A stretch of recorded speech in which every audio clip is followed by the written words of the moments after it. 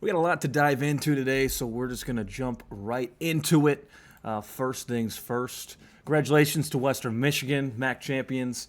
Kind of a pretty exciting game, to be honest. The score didn't really tell the full story. I mean, it was high scoring right off the get go. And then, as it went on a little bit, scoring was few and far between for Miami of Ohio. But still, a freshman quarterback after their quarterback left midseason, good season all around. It was a fun game to watch. Had a good time there. Looking at the bowl games, some of the selections kind of frustrated me a little bit. I'll be honest with you there. But in the Myrtle Beach Bowl, Western's taking on Kennesaw State. Western comes in as a 4-point favorite. And then that one is Friday, December 19th, an 11 a.m. kickoff for that one. That's going to be next Friday. Then we got Tuesday, December 23rd, Toledo taking on Louisville at 2 p.m. Louisville comes in as a 9.5-point favorite. Then at 9 o'clock, same day, Ohio taking on UNLV. UNLV, a 4.5-point favorite. Kind of like Ohio in that one. Then we go to the Game Above Sports Bowl. This is the day after Christmas, Friday, December 26th. Central taking on Northwestern. Northwestern enters as a 10.5-point favorite. And the last one, Miami of Ohio takes on Fresno on December 27th. Fresno comes in as a 3.5-point favorite. I do think the MAC can win all of these. It'll be interesting to see who opts out of what, if there are any of those. I like Western for sure. I like Ohio over UNLV. I like Miami of Ohio over Fresno. Maybe not as much, but I think Toledo's got a tough one and Central's got a tough one. But if anyone could do it Central, I could see them pulling off, even though they are a heavy underdog. But obviously, we always cover the MAC here. We're inside the MAC, but there's some frustration, speaking of bowl season, we're about to talk about. First things first, got to talk about the college football playoff. Do I think the committee got it right? Yes and no. I think this bracket was close to perfect. Not that it really matters as far as the top four goes. I do think Georgia should have jumped Ohio State to be the 2 seed, but that's really not a huge thing in my opinion. That doesn't super sway me one way or the other. 6 seed Ole Miss, fine with. Texas A&M at 7, fine with. Oklahoma at 8, fine with. And then this is where I have my first issue, okay? To me, there were 2 ways you could go about the Miami, BYU, Alabama, Notre Dame situation. Okay? Miami had to be ahead of Notre Dame. I think, to me, that had to happen. That has to happen because they won the head-to-head. Everything else kind of stacks up pretty closely. So, in my opinion, you have to put them ahead because if head-to-head doesn't matter, then what's the point of playing the games, honestly? James Madison has to be in, at large. And then Tulane also gets in, which is, interesting. So, okay. Here's where I think what happens, though, is if Alabama is in, they're a 2-loss team, now they're 3 losses, they got smacked around by Georgia in the conference championship. I get you don't want to punish making the conference championship and losing even if it's ugly. Well, then BYU has to be in too. Their 2 losses are to the 4 seed. Did they look bad in the conference championship? Absolutely. Do I think most of the teams in here would probably piece them up? Absolutely. But if you're not going to punish Alabama, why do you punish BYU? So if Alabama gets in, then BYU gets in. And still from that standpoint, Notre Dame outside looking in. Now, if you punish BYU, then you have to punish Alabama, therefore they don't make it. Now it's Miami and Notre Dame in. They didn't do that. They chose to keep Alabama in. SEC bias, you could say all of that. Here's the thing about SEC bias. There's a reason for it. All right? I think especially Big Ten fans need to just accept the reality that the SEC is a better conference. It's just true. Of the Big Ten teams that are in, you have Indiana, who obviously it deserves to be number 1. Ohio State, who obviously deserves to be having a bye. And then Oregon, who's not really even Big Ten in my opinion, and I'd say a bit of people's opinion. But you look at the rest of the conference, and it's terrible. All right? So there it is. And all the people who cry about SEC bias, to be honest, I don't care at all. I think this is dumb, though. I don't think it would have mattered exactly who. If Ohio State's in this spot, Alabama's in, it's the same thing's happening. So it's just blue blood bias is what it is. If we're going to call a spade here, if Ohio State was 10-2, 10-2, and then Indiana pieces them up. They're staying in. I hate to tell you, it's just what the reality of the situation is, and yeah, that's just how it works. But now we get into where I get frustrated, because then I will say I don't think Alabama should have been in the case that they kept BYU out. I think, to be honest, I think it probably should have been Alabama and BYU in.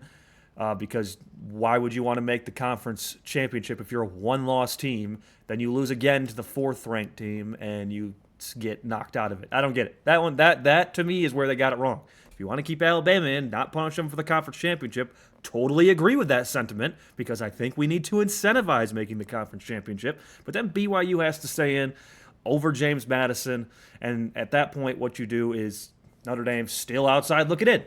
That's just my opinion, but. Then we come to Notre Dame is throwing a national temper tantrum about it. And I am not afraid to say that. Their AD said, as a team, we've decided to withdraw our name from consideration for a bowl game following the 2025 season. We appreciate all the support from the families and fans, and we're hoping to bring the 12th national title to South Bend in 2026. Basically, screw you guys, I'm going home, Eric Cartman, because we're upset that they say the rug got pulled from underneath them, which, granted, the rankings shouldn't have put Notre Dame above Miami in the first place. That was stupid. But then they got their hopes up. They went 10-2, think they should be in because they're not in the conference. Now, listen, I got some friends of mine, huge Notre Dame fans. I've been to several Notre Dame games. I do like the program. I will say that. I think Freeman's doing some cool things over there. But you got to stop complaining if you can't have your cake and eat it too. All right. So here is what the CFP committee said about it. Once we moved Miami ahead of BYU, then we had the side-by-side comparison that everybody had been hungering for. You look at those two teams on paper, and they're almost equal in their schedule strength, their common opponents, the results against common opponents. So, I mean, there were a lot of teams with similar resumes. Notre Dame's AD also said permanent damage with the ACC because the ACC kind of threw some shade at them. Whatever, who have you, I don't care.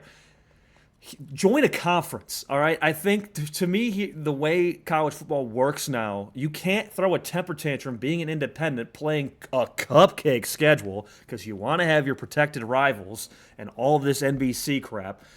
We were in the ACC during the COVID year, and the COVID year was what it was. But they were in the ACC that year, lost 34-10 to Clemson in the conference championship. So your little stunt, you didn't even win the conference. But why people are so frustrated with Notre Dame is they act high and mighty. It's true. Sorry, Notre Dame fans, but it's true. Notre Dame likes to view themselves up here, and they don't play in a conference, and they don't play a real schedule. Their schedule next year is an absolute joke. An absolute joke.